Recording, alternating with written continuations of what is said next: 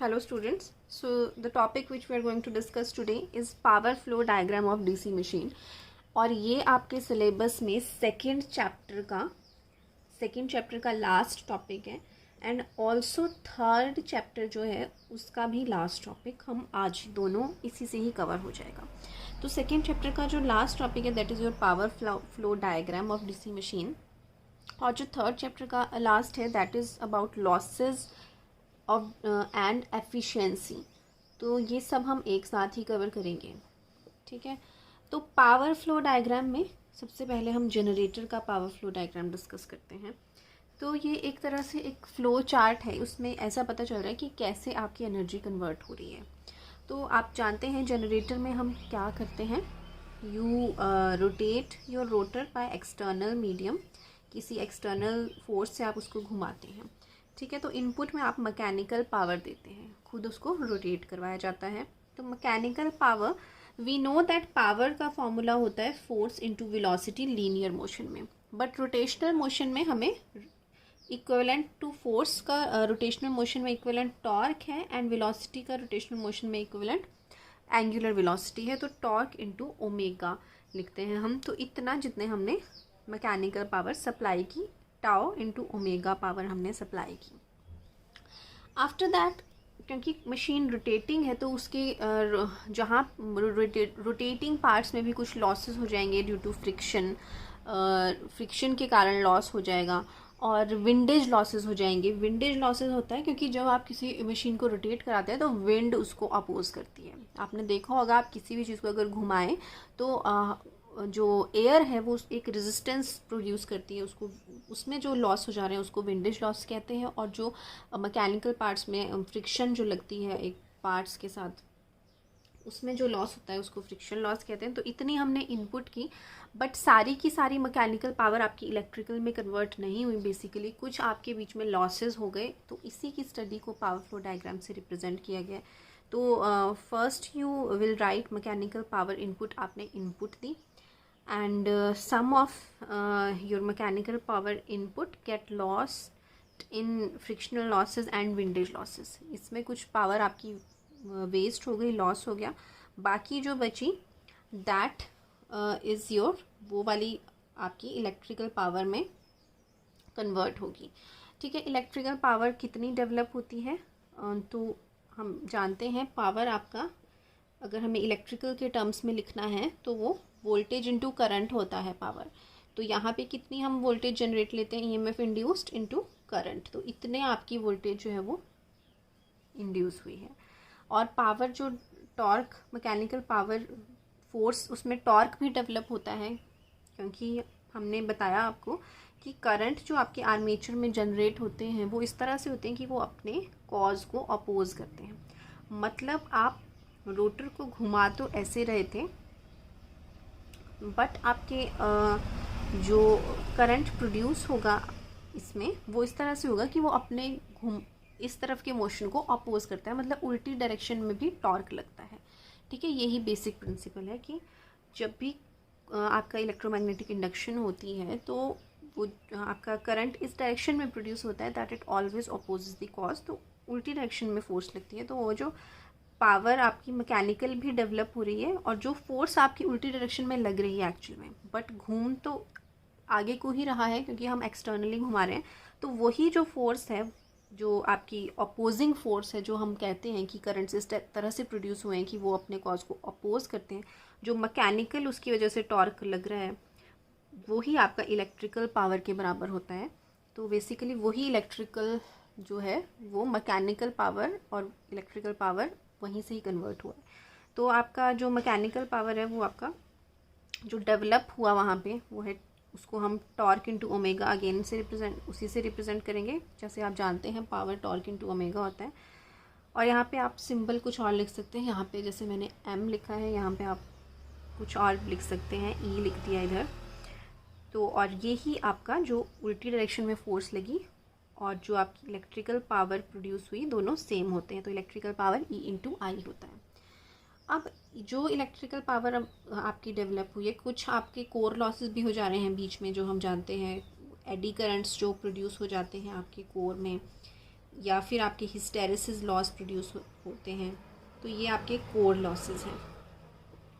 और कुछ आपका जब सर्किट कंप्लीट होगा तो कॉपर लॉसेस भी होंगे। कॉपर लॉसेस होता है आपका I²R लॉसेस, जो करंट की वजह से ही आपकी पावर कुछ की वाइंडिंग है, आर्मेचर है यहाँ पे, उसमें वायर को आपने वाउंड किया, वायर की कुछ रेजिस्टेंस होगी। अब इस रेजिस्टेंस में जो लॉस हो जा रहे हैं करंट जब फ्लो करेगा, तो that are your copper losses, उसको हम I²R कहते हैं। एंड स्ट्रे लॉसेस आपके अलग और मिसलेनियस लॉसेस हैं जो और किन्हीं रीजंस की वजह से होते हैं, तो स्ट्रे लॉसेस पे हम ज़्यादा स्ट्रेस नहीं करेंगे। तो बेसिकली आपके ये लॉसेस होते हैं। और एंड में जो आपको इलेक्ट्रिकल पावर आउटपुट मिलती है वो टर्मिनल वोल्टेज इनटू करंट मिलती है। जो लोड के अक्रॉस हमने देखा था वोल्टेज, टर्मिनल वोल्टेज V बचती है, और करंट तो वो उतनी पावर आपको आउटपुट में मिलती है। ओके, तो again I am explaining, mechanical power आपने इनपुट दी, कुछ आपके मैकेनिकल लॉसेज हो गए। मैकेनिकल लॉसेज होते हैं frictional loss and windage loss, जो रोटेशन की वजह से हैं। कुछ आपके कोर में जो लॉस हो गए, एडी करंट्स कोर मटेरियल में जो ही करंट्स प्रोड्यूस हो जाते हैं, और हिस्टेरेसिस लॉस मैग्नेटाइजेशन और डीमैग्नेटाइजेशन की वजह से। और rest of the power gets converted into your electrical power. Electrical power हमने E/I से जो हमारी जनरेट हुई आपकी, वो E/I है, वो उसी के बराबर है जितना फोर्स आपकी ऑपोजिट डायरेक्शन में लग रहा है, τ/ω।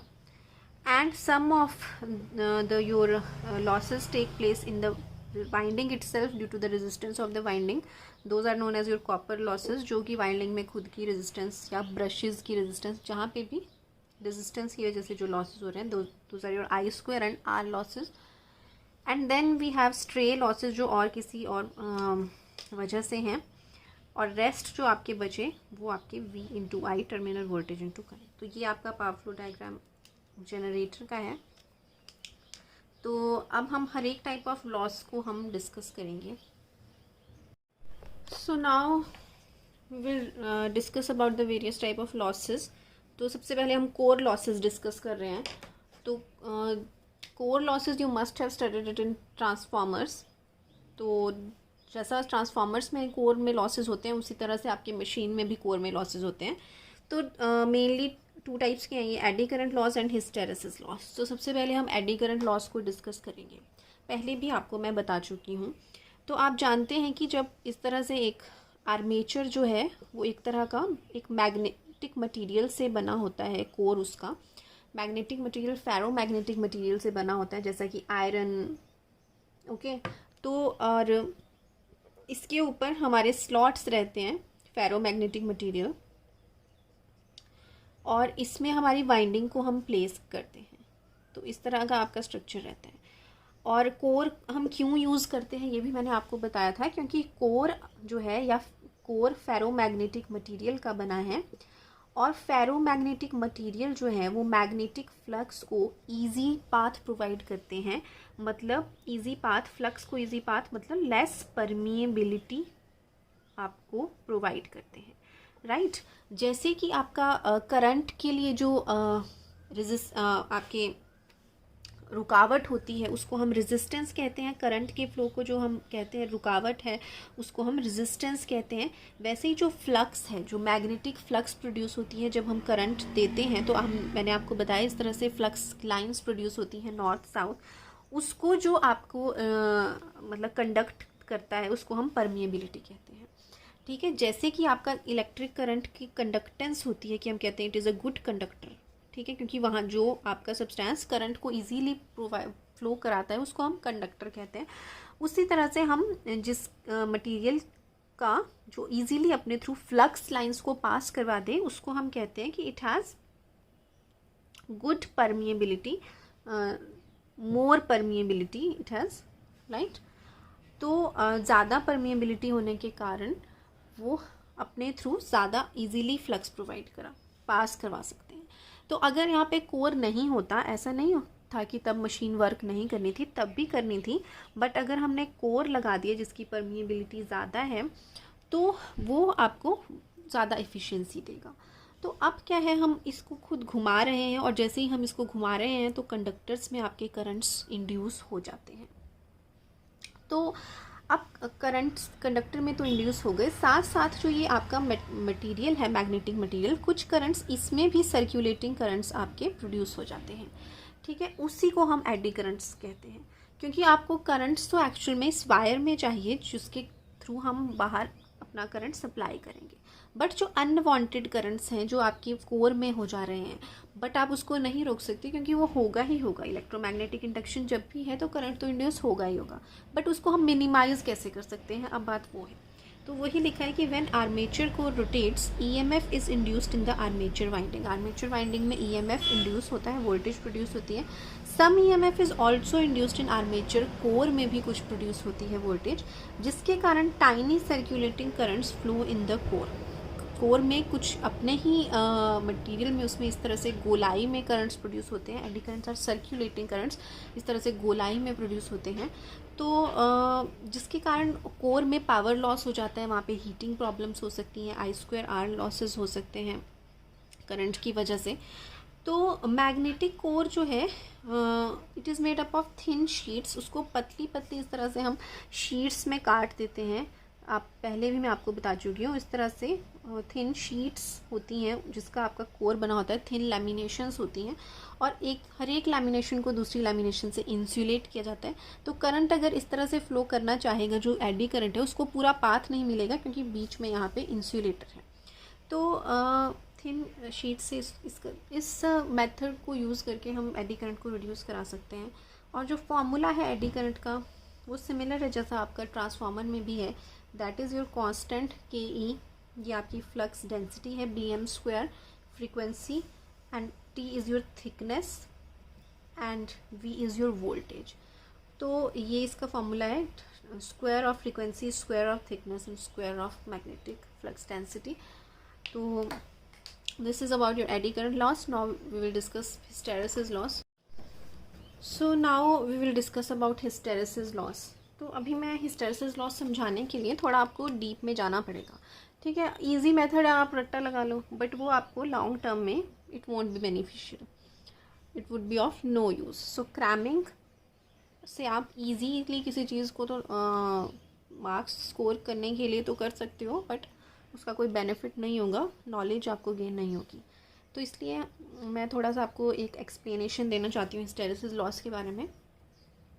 तो हिस्टेरेसिस लॉस बेसिकली, अब हम जानते हैं कि किसी भी करंट कैरिंग वायर में या किसी भी वायर में जब हम करंट पास करवाते हैं तो वो एक मैग्नेट बन जाता है, इसमें कोई दो राय नहीं है, कोई डाउट नहीं है। दूसरी बात, there are some materials known as ferromagnetic materials, जो आपने मटीरियल्स में पढ़ा होगा। फेरोमैग्नेटिक मटीरियल्स जो होते हैं वो फ्लक्स को, मैग्नेटिक फ्लक्स को ईजीली कंडक्ट करते हैं, ठीक है। फ्लक्स को मोर परमेबिलिटी पाथ प्रोवाइड करते हैं,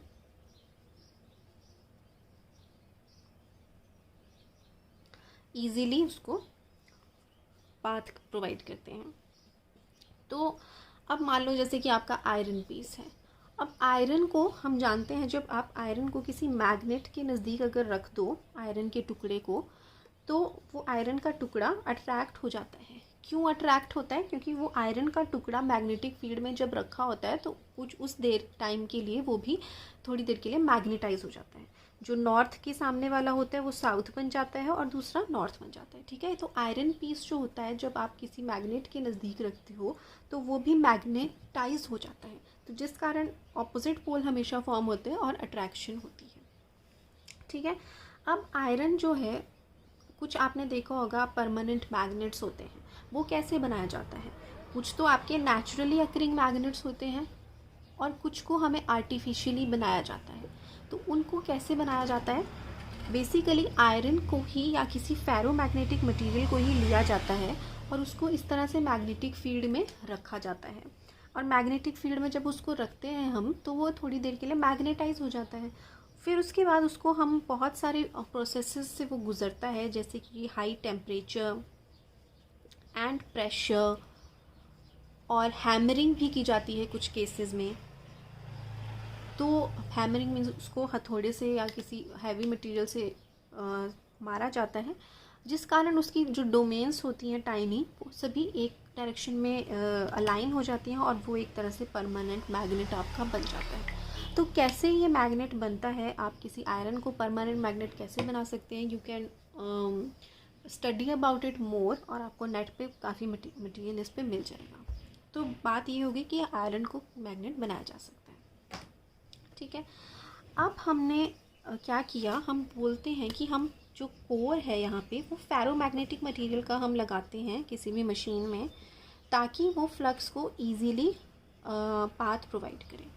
तो अब जैसे ही हम इसमें करंट पास करवा रहे हैं इस वायर में, तो ये वायर तो मैग्नेट बन चुकी है, दिस इज़ योर मैग्नेट। और यहाँ पे आपने नीचे एक कोर रख दिया है आयरन का। तो अब मैग्नेट के नज़दीक जब आप उस कोर को रखोगे तो ये जो मटेरियल है ये भी, इसमें भी आपके पोल्स इंड्यूस हो जाएंगे किसी भी डायरेक्शन में। ठीक है, सपोज़ मैंने अभी बना दिया इस डायरेक्शन में, नॉर्थ साउथ आपका इंड्यूस हो चुका है इस कोर में। तो अब आपका जैसे ही हम मैग्नेटिक करंट को जब हम ज़ीरो करेंगे, तो होना क्या चाहिए कि आपका जो कोर है, कोर में जो पोल्स इंड्यूस हुए हैं वो भी ज़ीरो हो जाएं। ठीक है, बट क्या होता है, कुछ लैग होता है, वो आप हिस्टेरेसिस लूप से आपने पढ़ा होगा लोअर क्लासेस में। ठीक है, तो वो मैं एक बार आपको दोबारा से बता देती हूँ हिस्टेरेसिस लूप क्या है।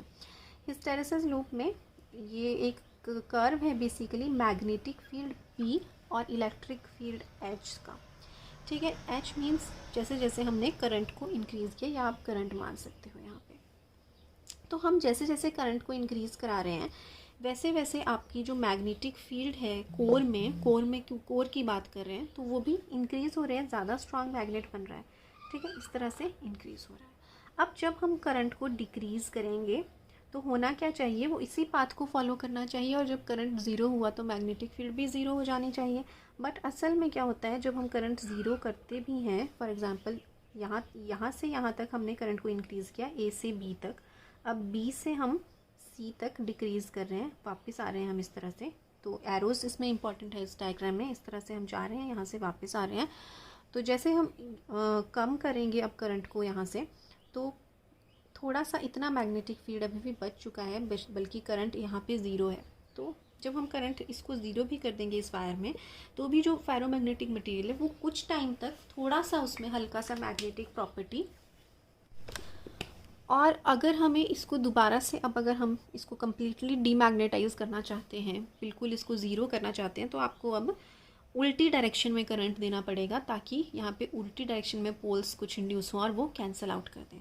तो इसको हमें जो बिल्कुल कम्प्लीटली अगर ज़ीरो करना है, तो हमें फिर ऑपोजिट डायरेक्शन में करंट देना पड़ता है जो हमने पहले दिया, ताकि उसकी वजह से जो पोल्स बने वो और ये जो ऑलरेडी पोल्स हैं वो इसको थोड़ा कैंसिल करें, और तब वो ज़ीरो आता है। तो ये जितना आपका मैग्नेटिक फील्ड बच जाता है उसको हम रिटेंटिविटी प्रॉपर्टी कहते हैं, ये आपने पढ़ा होगा। और जो हमें उसको ज़ीरो करने के लिए जितना आपको करंट ऑपोजिट डायरेक्शन में देना पड़ता है, उस प्रॉपर्टी को हम कोएर्सिविटी कहते हैं। ठीक है, तो अब क्या है, इसी तरह से हम उल्टी डायरेक्शन में भी देख सकते हैं। मान लो हम उल्टी डायरेक्शन में करंट अगर हम इंक्रीज़ कर दिया, तो अपोजिट डायरेक्शन में मैग्नेटिक फील्ड इंक्रीज़ होगा। ठीक है, अब अगर हम उसे डिक्रीज़ करेंगे तो होना चाहिए कि वो यही पाथ फॉलो करे, पर वो ये पाथ फॉलो नहीं करता, वो डिफरेंट पाथ फॉलो करता है, उसमें कुछ मैग्नेटिज्म रिटेन हो जाता है। और अगर उसे इस वाले को इतना इसमें रिटेन हो गया, this is again your retentivity. इसको कम्प्लीटली ज़ीरो करना है तो इतना आपको और करंट देना पड़ेगा, तो ये आपका कोएर्सिविटी हो गई। और सेम आपका लूप इस तरह से यही रिपीट होता है, तो इसको हम हिस्टेरेसिस लूप कहते हैं। तो अब अगर कोई ऐसा मटेरियल है जिसका आपकी कोएर्सिविटी बहुत कम है, तो उसका लूप कैसा बनेगा, रिटेंटिविटी बहुत कम है, मतलब बहुत कम अगर वो रिटेन कर रहा है, तो उसका जो ये एरिया है वो कैसा बनना चाहिए। धीरे धीरे हमने करंट इंक्रीज़ किया, मैग्नेटिक फील्ड इंक्रीज़ हुई, करंट डिक्रीज़ किया, तो ऑलमोस्ट सेम ही पाथ फॉलो करेगा, बिल्कुल थोड़ा सा बचेगा, हल्की सी रिटेंटिविटी बची। सिमिलरली हम दूसरी डायरेक्शन में भी देखेंगे, ऑलमोस्ट सेम ही पाथ फॉलो करेगा वापस आते वक्त भी, बट थोड़ा सा रिटेन करेगा। तो आप देख सकते हैं जितनी कम उसकी रिटेंटिविटी है उतना ही नैरो आपका हिस्टेरेसिस लूप एरिया बनेगा। तो जितना ज़्यादा आपका ये रिटेंटिविटी और कोएर्सिविटी है उतना ही ब्रॉड आपका हिस्टेरेसिस लूप एरिया बनेगा। तो अब हम देखते हैं कि डीसी मशीन में कैसा आपका हिस्टेरेसिस लॉस हो रहा है। तो इसमें आपने क्या लिखना है, when armature is rotated in magnetic flux then sinusoidal currents are produced in the armature winding. आपको पता है साइनोसॉइडल करंट्स आर्मेचर वाइंडिंग में प्रोड्यूस होते हैं। एंड मैग्नेटाइजेशन, एंड लिख देंगे आप, and magnetisation and demagnetisation of core takes place. Core आपका मैग्नेटाइज और डीमैग्नेटाइज होता है। The power wasted in this magnetization and demagnetization is called hysteresis loss, और ये इसका फॉर्मूला है। एडी करंट में स्क्वायर था, यहाँ पे आपका यहाँ पे bm raise to the power alpha होता है, जिसको स्टीनमेंट्स कांस्टेंट भी कहते हैं, और उसकी वैल्यू 1.6 हम एज्यूम कर सकते हैं। तो और फ्रीक्वेंसी का भी यहाँ पे सिंगल ही पावर है, कोई पावर नहीं है इधर, एंड वोल्टेज। तो ये आपका हिस्टेरेसिस लॉस है। अब हमारे डीसी मशीन में एक्चुअल में हिस्टेरेसिस लॉस हो कहाँ रहा है, तो आप देखिए कि इस तरह की मैग्नेटिक फील्ड रहती है और बीच में हम कोर के अराउंड वायर को लपेटी हुई है और इसको हम रोटेट करवा रहे हैं। तो आपको मैंने बताया कि जब आयरन पीस को हम किसी मैग्नेट के नज़दीक रखते हैं तो वो आयरन पीस भी मैग्नेटाइज हो जाता है। तो सिमिलरली जब हम इसको आप रोटेट करवा रहे हैं तो ये वाला साइड जो साइड इस साइड आ रहा है वो आपका साउथ नॉर्थ बन जाएगा और ये साउथ बन जाएगा। इस तरह से मैग्नेटाइजेशन होती है। फिर धीरे धीरे जब ये वाला इस साइड पहुंच जाएगा पोर्शन, तो ये इसका स्ट्रेंथ कम हो जाएगा नॉर्थ का, और ये इस तरफ आ जाएगा तो ये साउथ बन जाएगा। तो जो मैग्नेटाइजेशन हो रही है इस कोर की, ठीक है, मैग्नेटिक फ्लक्स की वजह से, क्योंकि मैग्नेट के करीब मैग्नेटिक फ्लक्स, मैग्नेट के नज़दीक या मैग्नेटिक फ्लक्स के नज़दीक जब भी आपका कोई कोर या फेरोमैग्नेटिक मटेरियल है तो वो मैग्नेटाइज होता है। हम रोटेट करा रहे हैं तो उसकी मैग्नेटिक स्ट्रेंथ चेंज हो रही है, बट यहाँ पे जैसे जब वो कम्प्लीटली ज़ीरो होना चाहिए, ठीक है, तो कुछ ना कुछ उसमें रिटेनिविटी रह जाती है, तो उसके कारण आपके लॉसेस होते हैं। तो इसीलिए हमने कहा मैग्नेटाइजेशन एंड डीमैग्नेटाइजेशन की वजह से पावर जो वेस्ट हो रही है मैग्नेटाइजेशन और डीमैग्नेटाइजेशन में, उसमें आपके हिस्टेरेसिस लॉसेस एक्चुअल में हो रहे हैं। और इसको मिनिमाइज़ कर सकते हैं हम ऐसे मटेरियल को यूज़ करके जिसका हिस्टेरेसिस लूप एरिया कम हो, तो उसमें आपका कम एनर्जी वेस्ट होगी मैग्नेटाइजेशन एंड डीमैग्नेटाइजेशन में। तो वैसे मटेरियल को यूज़ किया जाता है जिसका हिस्टेरेसिस लूप एरिया कम हो। So due to the current flowing in the armature, some energy is wasted in the winding resistance. So हम जानते हैं, अभी तक हम कोर लॉसेस को डिस्कस कर चुके हैं। नाउ अब हम कॉपर लॉसेस डिस्कस कर रहे हैं। कॉपर लॉसेस क्यों होते हैं? करंट की वजह से, जो कंडक्टर में होते हैं। तो कंडक्टर में जब करंट फ्लो कर रहा है तो कोई कंडक्टर है उसकी अपनी कुछ रेजिस्टेंस भी होगी, तो उसकी अपनी रेजिस्टेंस में जो लॉस हो जाएगा, ठीक है, क्योंकि आइडियली तो हम चाहते हैं कि कंडक्टर की जो रेजिस्टेंस है वो ज़ीरो हो, बट ऐसा नहीं होता है। वाइंडिंग की कुछ ना कुछ तो रेजिस्टेंस होती है, कुछ एनर्जी वहाँ पे भी खप जाती है, तो वो जो अपनी ही रेजिस्टेंस में कंज्यूम हो जाएगी उसको हम कॉपर लॉसेस कहते हैं। तो ये करंट की वजह से होती हैं और लोड के ऊपर बेसिकली डिपेंडेंट है, ठीक है। तो ये जो है they depend on load, whereas your core losses जो हैं वो लोड पे डिपेंड नहीं करते, दे वर इंडिपेंडेंट ऑफ लोड, क्योंकि वो करंट के ऊपर डिपेंड नहीं कर रहे थे आपके कोर लॉसेस। आप ये पॉइंट ऐड कर सकते हैं। कोर लॉसेस आपके इंडिपेंडेंट थे, वो फिक्स्ड हैं, और कॉपर लॉसेस वेरिएबल हैं आपके। ये these are your variable losses, whereas जो कोर लॉस है वो फिक्स्ड हैं। You can add these points because you know कि वेरिएबल क्यों है। लोड अगर वेरी करेगा मीन्स करंट अगर वेरी करेगा तो I²R वेरी करेगा, that is the only reason. तो ये I²R आपकी आर्मेचर वाइंडिंग में इतनी पावर आपकी वेस्ट होगी, और फील्ड वाइंडिंग में I²RF फील्ड का करंट और फील्ड की जो रेजिस्टेंस है इतनी आपकी फील्ड में वेस्ट होगी। तो ये आपका कॉपर लॉसेस है। अब हम देखते हैं फ्रिक्शन अपने mechanical losses. So next we have your mechanical losses. तो क्यों होते हैं? क्योंकि रोटेट जब करेगा आपका रोटर, तो वहाँ पे जो फ्रिक्शन होगी मैकेनिकल पार्ट्स में, वहाँ पे आपके कुछ लॉसेस होंगे। तो they due to rotation frictional losses occur at bearings पे हो सकते हैं, ब्रशेस पे हो सकते हैं जहाँ पे ब्रशेस के साथ कांटेक्ट हो रहा है, and next is windage losses. Windage losses होते हैं एयर रेजिस्टेंस की वजह से। जब हम रोटर को घुमाएंगे तो जो हवा का जो रेजिस्टेंस होगा उसको विंडेज लॉसेस कहते हैं, विंड की वजह से बेसिकली। एंड देयरफॉर ये जो दोनों लॉसेस हैं आपके, फ्रिक्शन लॉसेस और विंडेज लॉसेस, ये स्पीड के ऊपर डिपेंड हैं। These are proportional to speed. अगर स्पीड ज़्यादा है तो ज़्यादा आपका फ्रिक्शन होगा, घर्षण ज़्यादा होगा, या विंडेज लॉसेस भी ज़्यादा होंगे। तो दोनों ही स्पीड के ऊपर डिपेंड करते हैं। तो अब हम तीनों लॉसेस को एक साथ देखेंगे। सो टोटल लॉसेस जो हैं वो देखिए, ये है आपके कॉपर लॉसेस, जो कि लोड के ऊपर या करंट के ऊपर जो डिपेंड कर रहे हैं, वो आपके कॉपर लॉसेस हैं। And these are your core losses. Core losses में आपके एडी और हिस्टेरेसिस लॉसेस हैं, and they do not depend upon load.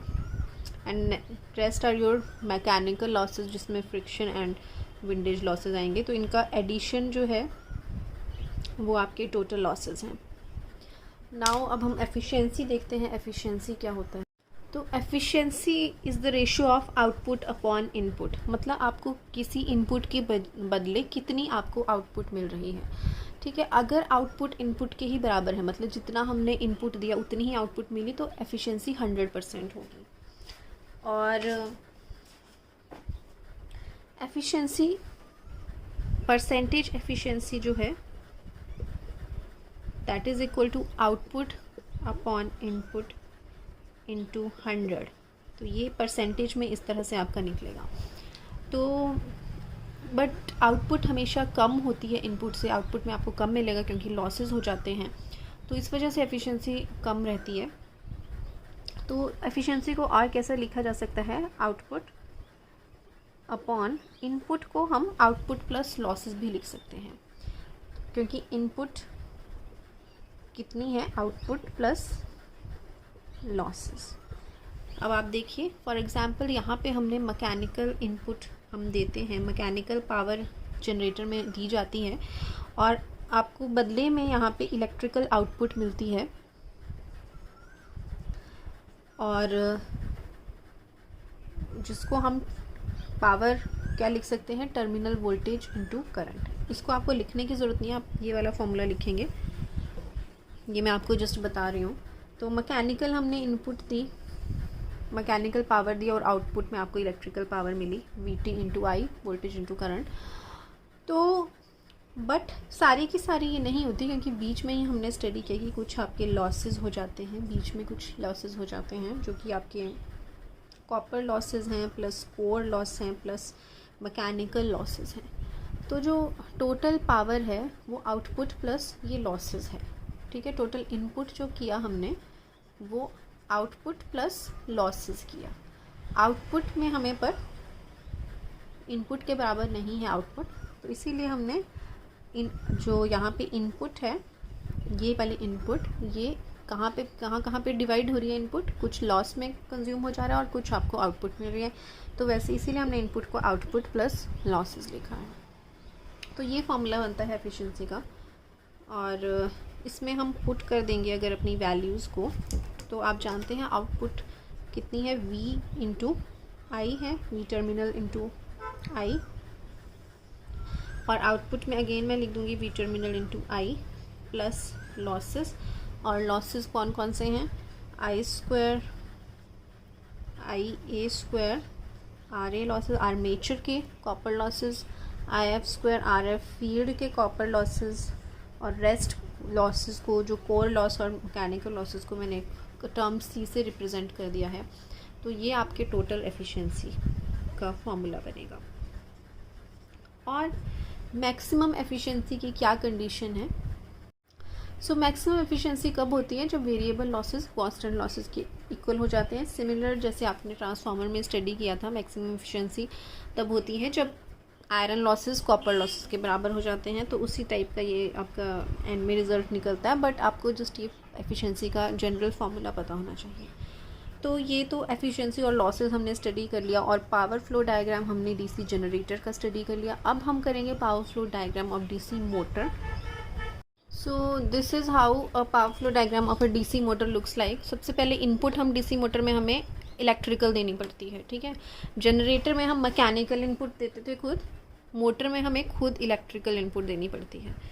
तो इसलिए इलेक्ट्रिकल इनपुट दिया है V/I, क्योंकि हम मोटर में फील्ड तो दोनों में होता ही है, मोटर में भी और जनरेटर में भी, पर जनरेटर में हम आर्मेचर को खुद घुमाते थे, मैकेनिकली हमें खुद देना पड़ता था और आउटपुट में आपको इलेक्ट्रिकल मिलता था। बट यहाँ पे मोटर में हमें खुद अभी आर्मेचर में करंट को देना पड़ेगा, V/I देना पड़ेगा, और बदले में आपको आउटपुट में मैकेनिकल पावर मिलेगी, जो मैकेनिकल पावर आपके डेवलप हुई है, मैकेनिकल टॉर्क जो एक्चुअल में आपको डेवलप हुआ। अब जो इलेक्ट्रिकल पावर इनपुट की कुछ उसका हिस्सा आपका कॉपर लॉसेस में कंज्यूम हो जाएगा और कोर लॉसेस में कंज्यूम हो जाएगा, और बाकी जो है वो मैकेनिकल पावर में कन्वर्ट हो जाएगा, ठीक है। और इक्वेशन सेम ही है, E/I is equal to tau E/ओमेगा, जो आपका मैकेनिकल पावर जो एक्चुअल में डेवलप हुई, इतनी मैकेनिकल पावर डेवलप हुई, इलेक्ट्रिकल पावर मैकेनिकल पावर के बराबर इतनी डेवलप हुई। बट सारी की सारी जो डेवलप हुई वो आपको नहीं मिलेगी, क्योंकि जो डेवलप हुई मैकेनिकल पावर उस कुछ आपके फ्रिक्शनल लॉसेस हो जाएंगे लास्ट में, जो बियरिंग्स में या ब्रशेस में कहीं जहाँ पे कांटेक्ट है वहाँ पे फ्रिक्शन के कारण होंगे।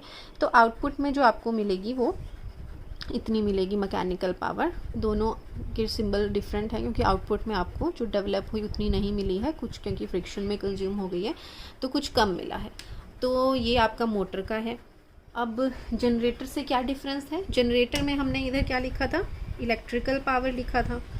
इलेक्ट्रिकल पावर जनरेटर का मैं आपको दोबारा से बना रही हूँ ताकि आप दोनों को रिलेट कर सकें। इलेक्ट्रिकल पावर कितनी थी, ओमेगा टाउ एम, जितना हम दे रहे थे, और यहाँ पे आपको मिल रहा था V/I, जो आउटपुट में आपको इलेक्ट्रिकल पावर मिल रही थी जनरेटर में, राइट। और सबसे पहले वहाँ पे फ्रिक्शन लॉसेस हो रहे थे क्योंकि हम घुमा रहे थे, तो आप पहले फ्रिक्शन लॉसेस लिखना, क्योंकि मैकेनिकल में तो लास्ट में मैकेनिकल पावर जब डेवलप होगी मोटर में, मोटर के केस में इसलिए हमने लास्ट स्टेज में फ्रिक्शन लॉसेस लिखे, क्योंकि पहले इलेक्ट्रिसिटी हमने सप्लाई की तो उसकी वजह से जो लॉसेस हुए, और बाद में आपके मैकेनिकल लॉसेस। बट जनरेटर में हम खुद घुमा रहे हैं तो फ्रिक्शन लॉसेस आप पहले लिखना, पहले फ्रिक्शन लॉसेस हो जाएंगे आपके जनरेटर के केस में, और बाद में आपके कॉपर और कोर लॉसेस जो भी हैं, कॉपर लॉसेस बीच में आप कोर लॉसेस लिख सकते हैं। तो इस तरह से आपकी सीक्वेंस चलेगी। मोटर में आप फ्रिक्शन लॉसेस बाद में लिखेंगे और जनरेटर में आप फ्रिक्शन लॉसेस को पहले लिखेंगे। और ये आपका अब यहाँ पे जस्ट आपने ये लिखना है कि अब यहाँ पे क्या आएगा, mechanical power is converted to electrical power, equation यही रहेगी। तो ये आपका फिर जनरेटर का हो जाएगा, और मोटर में मैंने आपको बता दिया। तो इस तरह से हम दोनों को कंपेयर करके पढ़ सकते हैं। तो लॉसेस तो हमने स्टडी कर लिए, तो पूछा जाता है कई बार एग्जामिनेशन में, तो अच्छे से आप इनके नोट्स बनाइए। So that's it about today's lecture. Thank you.